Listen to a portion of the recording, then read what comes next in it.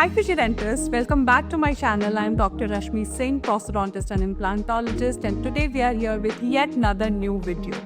As we have already introduced about the carbide burrs and the stainless steel burrs in our last video, today we are diving into a very important topic for anyone related to the dental world, and that is friction grip diamond point tooth preparation burrs.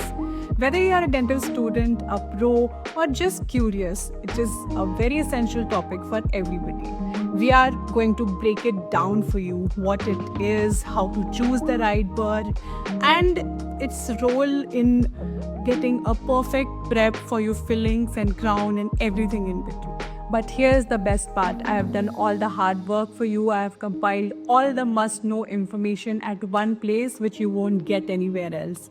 So if you want to get ahead of the curve and boost your prep game, then please hit the like button and let's dive into the video. तो फिर शुरू करते हैं. हमारा ये video हमारे दूसरे video से थोड़ा हटके है. ये थियोरेटिकल कम और क्लिनिकल बेस ज़्यादा है. This video is just not for the dental students but also for the dental practitioner. कई बार जब हम बर्ड ऑर्डर कर रहे होते हैं तो हमें काफ़ी डिफ़िकल्टी होती है कि कौन से साइजेस अवेलेबल हैं, कौन से स्पेसिफिकेशंस होते हैं डेंटल बर्ड के, कौन से शेप्स अवेलेबल हैं. तो इन सब क्वेश्चंस के आंसर आपको इस वीडियो में मिल जाएंगे. So in this video we are going to discuss about the friction grip diamond burs for the tooth preparation in detail. ये टॉपिक आपके क्लिनिकल प्रैक्टिस के लिए तो इम्पॉर्टेंट है ही, बट ये इनमें से बहुत क्वेश्चंस आपको पीजी एग्जाम्स में भी पूछे जाते हैं. So this video is important for everybody. So let's start with the video. अब आपने बर्ड खरीदते समय कैटलॉग में ये फोटो तो पक्का देखी होगी. इसमें जितने फैक्टर्स आपको लिखे हुए हैं ये सारे फैक्टर्स को जानना बहुत ज़रूरी है.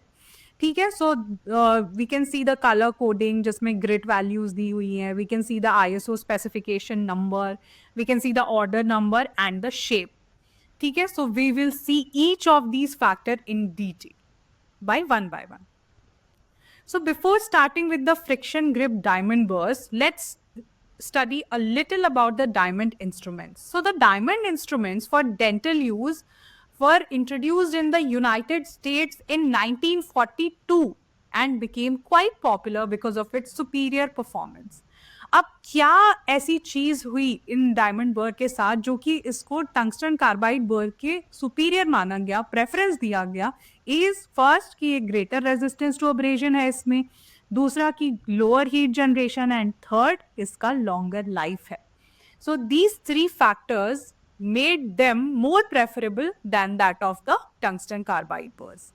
अब unlike any burr part जो कि हमने लास्ट वीडियो में देखा था, डायमंड इंस्ट्रूमेंट्स के भी 3 पार्ट होते हैं. एक होता है मेटल ब्लैंक, दूसरा होता है पाउडर डायमंड अब्रेसिव जो उसके ऊपर लगे होते हैं, and third one are the bonding material जो कि इन डायमंड अब्रेसिव्स को उस मेटल ब्लैंक के ऊपर बॉन्ड करके रखते हैं. So let's see the parts of the diamond burrs in detail. So this diagram, this photograph is taken by from the book of Vimal Sikri of the Operative Dentistry. So you can see in that book also. So अब ये जो metal blank मैंने बताया, जो metal blank का shape होता है और size होता है वो हमारे final burr size से थोड़ा छोटा होना चाहिए. But obvious reason कि इसके ऊपर अभी अब्रेसिव मटेरियल डायमंड अब्रेसिव्स भी अटैच होने वाले हैं तो उसकी स्पेस छोड़ी जाती है. So the shape and the size of the metal blank that controls the shape and the size of the finished instrument, क्योंकि अल्टीमेटली इसी शेप और साइज के ऊपर हमारे अब्रेसिव्स अटैच होंगे.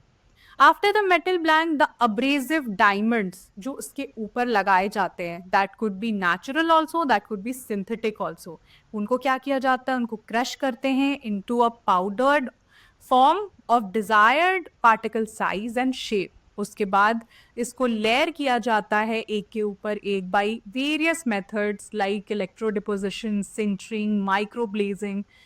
और उसके बाद एक तीसरा चीज और होता है, that is the bonding agent. अब बॉन्डिंग एजेंट का क्या काम है, द पर्पस इज टू, एक तो कि ये जितने भी अब्रेसिव पार्टिकल्स है उनको साथ में टुगेदर होल्ड करना और उनको एक तो एक दूसरे से अटैच रखना और दूसरा इनको मेटल ब्लैंक के साथ भी अटैच रखना. सो ये काम होता है हमारे तीसरे पार्ट का, that is bonding agent. Ceramic and the metal are the most commonly used bonding agent for the diamond instrument. So this is the basic, जो हम एक फाउंडेशन किसी भी चीज़ की ले करते हैं. तो हमें फ्रिक्शन ग्रिप, डायमंड कटिंग, बर्स पढ़ने थे. टूथ प्रिपरेशन भी तो हमने पहले देख लिया कि डायमंड इंस्ट्रूमेंट क्या होते हैं, उनके पार्ट्स क्या होते हैं. Now will and the clinical performance of the diamond abrasive instrument depends on the size, spacing, uniformity, exposure and the bonding of the diamond particles. ठीक है, so these are the factors. अब हमने देख लिया diamond instrument बर्स के बारे में. Now we will see those factors जो मैंने फर्स्ट स्लाइड पे दिखाया था वन बाय वन, जिसमें पहला है डायमंड पार्टिकल साइज, जिसको कैटेगराइज किया जा सकता है इन कुछ कलर कोडिंग में. ठीक है, so first colour coding is black. Black जो होते हैं वो सुपर कोर्स, उनका डिस्क्रिप्शन होता है, उनको सुपर कोर्स बर्स कहते हैं, जिसका ग्रिड साइज, जो उसके ऊपर जो हम लोग डायमंड पार्टिकल्स लगा रहे हैं, वो 180 to 250 माइक्रॉन्स का होता है साइज उसका. और यूज किया जाता है इसको for the gross reduction of root canal treated tooth, या फिर ओल्ड फिलिंग रिमूवल के लिए भी यूज़ कर सकते हैं, और या फिर जो जिरकोनिया क्राउन्स को कट करके रिमूव करने के लिए भी हम इन सुपर कोर्स बर्र का यूज़ कर सकते हैं. सो यहाँ पे आप देख सकते हैं कि ब्लैक कलर की बैंड लगाई गई है. This is the colour coding, ताकि उससे हमें पता चल सके कि इसमें ग्रिड साइज क्या है डायमंड पार्टिकल्स की. Second is the green one, जिसको हम कोर्स कहते हैं, जिसका ग्रिड साइज 125 to 150 माइक्रॉन है. Gross reduction of vital tooth या फिर रूट कनाल ट्रीटेड टूथ के लिए हम यूज करते हैं. ठीक है, अब ये जो आपको दिख रहा है black, green, blue, red, yellow, इनके मैंने देखे हैं कि इंटरनेट पे ग्रिड साइजेस बहुत अलग अलग दिए गए हैं. तो मैं सजेस्ट करूंगी कि आप एक ऑथेंटिक सोर्स के ही ग्रिड साइजेस पढ़ें और वही आप हर जगह रेफ़र करें. तो मैंने एक बहुत ही ऑथेंटिक जगह से ली हुई है, तो प्लीज़ आप इसको रेफ़र करें, ना कि, क्योंकि बहुत सारे मैंने देखे इंटरनेट पे अलग अलग वैल्यूज़ दिए गए हैं. ठीक है, और कई बुक में आपके जो क्लासिक पुराने बुक्स और आर्टिकल्स हैं उसमें ब्लैक का मेंशन नहीं किया गया है, सिर्फ 4 ही बताते हैं, green, blue, red, yellow, but there is one more which is black, so I have included that also. So green and blue जो दो होते हैं वो हम अपने टूथ प्रिपरेशन के लिए हमारे क्लिनिकल प्रैक्टिस में मोस्टली यूज़ करते हैं. Those are almost similar. First is, इसका ग्रीन का ग्रिड साइज होता है 125 to 150 micron, and the next one is the blue one, जिसको मीडियम ग्रिड साइज होता है, दैट इज 88 to 125 माइक्रॉन. ये कंट्रोल्ड रिडक्शन के लिए यूज किया जाता है.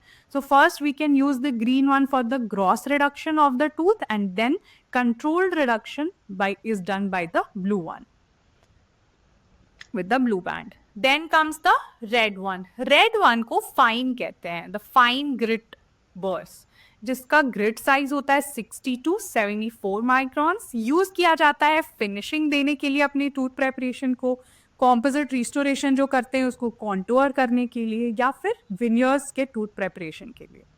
The next one is the yellow bend one, जिसको वेरी फाइन ग्रिड साइज भी कहते हैं. ठीक है, जिसका ग्रिड साइज क्या होता है 38 to 44 micron, and we use these for finishing veneer preparation, composite restoration finishing के लिए भी इसको यूज किया जाता है. I hope you have understood our first factor clearly, that is the colour coding. This is very important, very often asked in the exams, and if you are writing about the burs in your exam, you have to mention the color coding.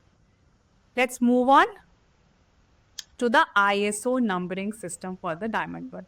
I am pretty sure most of the people doesn't know about these ISO number, so let's start with these. So जो International Standard Organization, which is ISO, in 1979 gave a numbering system for the dental birds.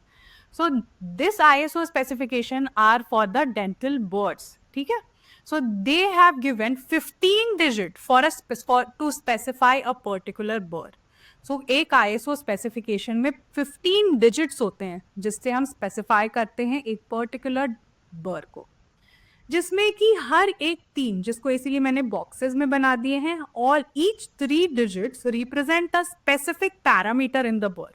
Hence, these 15 digit number for a bird will give you information about the bird, about the 5 aspects. Let's see these 5 aspects one by one. The first one, जो first 3 digits होते हैं वो specify करते हैं कि the cutting head का जो बना किस मटेरियल का बना है, that specifies the material of the cutting head. ठीक है, तो क्या क्या होते हैं? 330 मतलब स्टेनलेस स्टील कटिंग हेड, जो कि हमने लास्ट वीडियो में देखा था। 500 टंगस्टन कार्बाइड, सो हमने अपने लास्ट वीडियो में stainless steel and tungsten carbide burs के बारे में डिटेल्स में पढ़ा था। In this video, we are going to read about the 806, 807, which are the diamond instruments. And जो 806 और 807 का क्या मतलब हुआ कि 806 are manufactured by electroplating and 807 are manufactured by sintering. So first 3 digits specifies the material of the cutting head. I hope it's clear. Let's see the next one. Next 3 digit, जो next set of 3 digit है, that represents the shank form of the burr. हमने बर के parts पढ़े थे, उसमें जो shank part of the बर होता है वो रिप्रेजेंट करता है सेकेंड सेट ऑफ 3 डिजिट्स। तो अब क्या 103, 104 and 105, these represent the straight hand piece burrs. अब ये जो burrs दिख रहे हैं, these are the burrs for the which we use with the straight hand piece. तो इसको कहते हैं straight hand piece burrs. तो अगर ये जो सेकेंड सेट ऑफ 3 डिजिट्स हैं, इसमें आपको 103, 104 और 105 दिख रहा है, इसका मतलब है कि ये स्ट्रेट हैंड पीस बर की बात कर रहे हैं। अब इसके और अगर डिटेल में देखना है, so they have a diameter of 2.35 millimeters और varied shank length of 34 millimeter, 44 millimeter and 65 millimeter respectively. इसका मतलब 103 का 34 मिलीमीटर होगा, 104 का 44 मिलीमीटर होगा एंड 105 का 65 मिलीमीटर होगा। And 124 signifies a shank diameter of 3 millimeter and that is used for laboratory purpose. तो इस तरह से 4 नंबर आपको वहां पे देखने के लिए मिल सकते हैं। सो ये तो हुआ स्ट्रेट हैंड पीस बर का। ठीक है, नेक्स्ट, अब यही 3 डिजिट नंबर अगर लैच टाइप कॉन्ट्रा एंगल हैंडपीस के लिए हुआ तो उसको कौन से नंबर्स डिनोट करेंगे? First is 202, 204, 205 and 206। ठीक है, सो ये जो भी 2s में नंबर है वो सारे लैच टाइप कॉन्ट्रा एंगल हैंडपीस बर्स होंगे, जो कि ऐसे दिखते हैं। इन बर्स के नीचे हाफ मून शेप भी होगा, जो कि latch type of contra angle handpiece में जाके अटैच होते हैं और उनको लॉक किया जाता है। तो ये बर आपको आराम से देख के डिस्टिंग्विश हो जाता है। तो फर्स्ट वाला हो गया स्ट्रेट हैंड पीस के साथ, सेकंड वाला हो गया लैच टाइप के साथ, जो कि 202, 204, 205, 206, जिसके शैंक लेंथ्स भी मेंशन्ड है। इसमें से जो 204 होता है वो मोस्ट कॉमन शैंक कॉन्फ़िगरेशन है, सबसे ज्यादा यूज किया जाता है। अब आया हमारा एक्चुअल, जो कि मैंने जो एग्जाम्पल लिखा है उसमें दिया हुआ है the most commonly used friction grip burs, जो कि हम इस वीडियो में डिटेल में पढ़ रहे हैं। ये रिप्रेजेंट करता है 313, 314, 315, 316 with a shank diameter of 1.6 millimeters. Okay, so 313 represents a shank length of 16 millimeters, 314 19 millimeters, and 315 and 16 21 and 25 respectively. I hope it's clear कि हमने 3 सेट्स ऑफ देखे नंबर, जो कि हमारे सेकेंड 3 डिजिट्स रिप्रेजेंट कर रहे हैं। पहले हमने देखा जो 10 के साथ जो भी नंबर्स थे वो स्ट्रेट हैंड पीस बर्स के लिए थे, सेकेंड वाले जो थे वो कॉन्ट्रा एंगल के लिए थे, और जो थर्ड वाले होते हैं वो फ्रिक्शन ग्रिप बर्स होते हैं, जो कि हाई स्पीड हैंड पीस एरोटर्स के साथ यूज होते हैं। सो वो होते हैं 3 वाले सीक्वेंस में, 313, 14, 15 and 16। I hope it's clear. The 314 जो कि हमारे इस एग्जाम्पल में दिया है, that is the most commonly used type. These are the words you must have used in your clinics. Next are third set of 3 digits that represents the shape of the cutting head. ठीक है, पहले वाला 3 digit हमने देख लिया था material of the cutting head, third second वाला shank length and third is the shape of the cutting head. तो अब इसमें बहुत सारे शेप्स होते हैं अवेलेबल, जो कि मैंने यहाँ पे फोटो में लगाया है। फर्स्ट इज 001 यानी राउंड हेड, 010 यानी inverted cone, cylindrical head, conical head, pear shaped head, flame shaped head, bud shaped head, torpedo shaped head and lens shaped head. ये सारे डायग्राम्स में आपको दिख रहा है कि उनके शेप्स कैसे कैसे होते हैं. ठीक है. सो जो third set of 3 digit number होते हैं आईएसओ स्पेसिफिकेशन में, that denotes the shape of the cutting head. I hope it's clear. Then comes the fourth set of the 3 digit number. ये जो फोर्थ सेट है वो सिर्फ और सिर्फ डायमंड पॉइंट्स में ही होते हैं. अब डायमंड पॉइंट्स के अलावा और कोई डायमंड इंस्ट्रूमेंट में ये अगर प्रेजेंट हुआ तो यहाँ पे 000 लिखा रहता है. इसका मतलब ये डायमंड पॉइंट नहीं है, अदर देन दैट कोई और डायमंड इंस्ट्रूमेंट है. ठीक है. तो अभी आपने मैंने इनिशियली दिखाया था, वहां पे किसी भी बर को आप खरीद रहे हो तो उस पर 15 डिजिट नहीं लिखे होते, उसमें सिर्फ ये 6 डिजिट, लास्ट के 6 डिजिट लिखे होते हैं. उस 6 डिजिट से आप समझ जाओगे कि ये डायमंड पॉइंट है, तो आपके काम का है. और उसका लास्ट वाला हम नेक्स्ट पढ़ेंगे. ये क्या डिनोट करता है? This represents the grid size of the diamond instrument. This denotes exactly the same thing जो कि हम कलर कोडिंग करके डिनोट कर रहे हैं. ओके. सो ये जो भी आपको कलर कोडिंग मैंने फर्स्ट फैक्टर में समझाई थी, वो ही चीज ये भी डिनोट करता है. इसमें बहुत सारी चीजें होती हैं, जैसे 494, तो ग्रिड साइज जो होगा 15 माइक्रोन होगा, तो मैंने कि ये सुपर फाइन है. फिर 504 30 माइक्रोन यानी एक्स्ट्रा फाइन है. तो ये सेम वही चीज जो कि हम कलर कोडिंग करके बताते हैं, वो चीज यहाँ पे आईएसओ स्पेसिफिकेशन नंबर में भी बताया गया है. सो 514 is for the 50 micron fine, जो कि हमने एग्जाम्पल में लिया है. 524 दैट इज 100 से 120 माइक्रोन यानी कि medium grid which we use for our tooth preparation.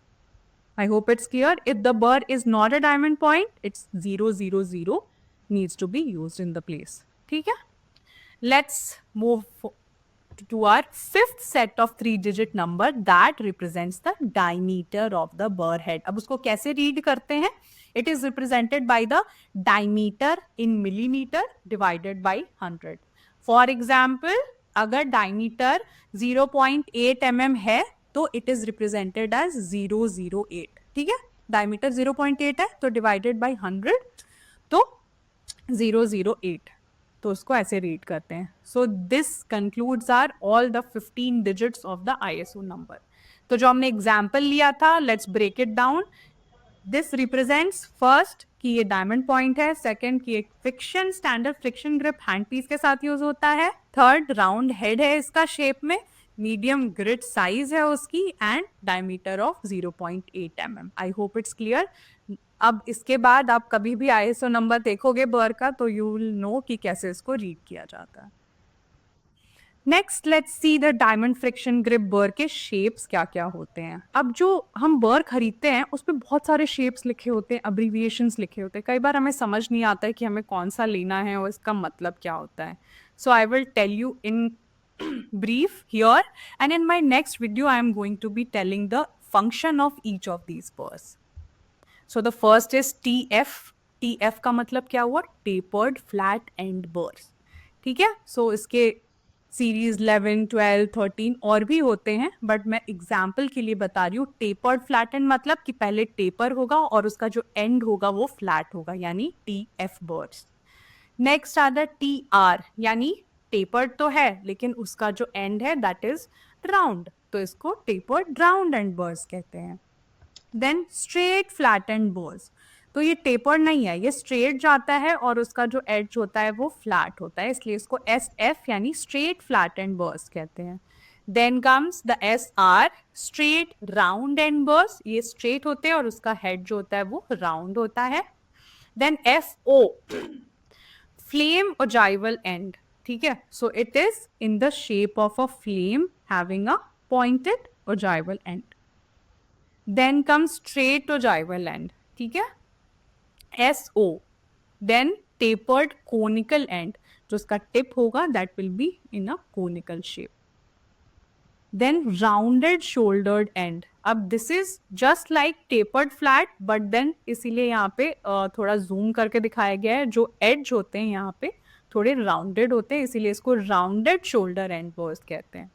Then extra special shape क्या होता है, अब जितने भी हमने मेन बर्ड्स देख लिए जो वही मोस्टली यूज होते हैं, उनके अलावा जो भी एक्स्ट्रा बर्ड्स होंगे, अदर शेप के बर्ड्स होंगे, उनको एक्स्ट्रा कैटेगरी में डाला गया है और वो EX के नाम से आते हैं। तो उनको EX यानी एक्स्ट्रा स्पेशल शेप बर्ड्स कहते हैं। Then comes the BR, that is the ball round type birds. Then comes the ball collar type birds. Then comes the double inverted cone birds, single inverted cone birds, wheel round edge birds, short shank birds. जो भी shank length जिनकी छोटी होती है उनको हम कहते हैं शॉर्ट शैंक बर्ड्स, एंड जिनकी शैंक उससे भी छोटी होती है जिस उसको कहते हैं हम सुपर शॉर्ट शैंक बर्ड्स। और यहाँ पे SS लिखा आता है जो कि आप यहाँ पे देख सकते हो, है ना, दिस इज SS एंड यहाँ पे S था, है ना।